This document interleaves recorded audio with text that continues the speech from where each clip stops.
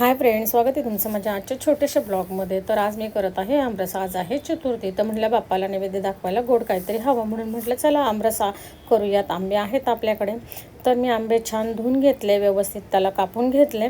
आणि हा माझ्याकडे फूड प्रोसेसर आहे, तर याच्यामध्ये मी आता आंब्याचा रस करणार आहे. तर याच्यामध्ये मसाले होतात, ज्युसेस होतात आणि पीठही मळलं जातं. तर पाहू शकता मी साखर घालून आंबा छान असा व्यवस्थित फिरून घेतला आहे. आणि कलर पहा, आंब्याचा हापूस आंबा आहे हा, तर त्यामुळे कलर पण छान येतो आणि खूप घट्टसर असा दाटसर असा आमरस तयार होतो.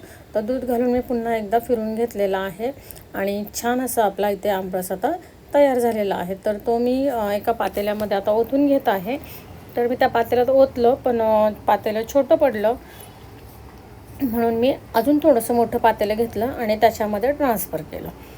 तर पाहू शकता इथे भरपूर आमरस झाकणाला आणि एक भांड्याला लागलेला होता, त्यामुळे मी अजून थोडंसं मोठं भांडं घेतलं. म्हणलं त्यात दूध टाकून सगळं व्यवस्थित मी सगळं भांड्यातलं आमरस काढून घेतलं आहे आणि पातेल्यामध्ये व्यवस्थित असं मिक्स करून घेतलेलं आहे. तर पाहू शकता कसा घट्टसर आणि दाटसर आपला आमरस तयार झालेला आहे. तर आता याच्यात मी टाकणार आहे 4-5 विलायची कुटून.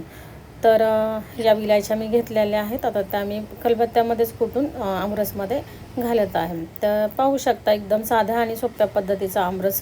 तर तुम्हाला कसा वाटला? तर व्हिडिओ आवडल्यास व्हिडिओला लाईक, शेअर, सबस्क्राईब करायला अजिबात विसरू नका. तर चला बाय, भेटूया पुढच्या व्हिडिओमध्ये. तोपर्यंत सगळ्यांना बाय बाय.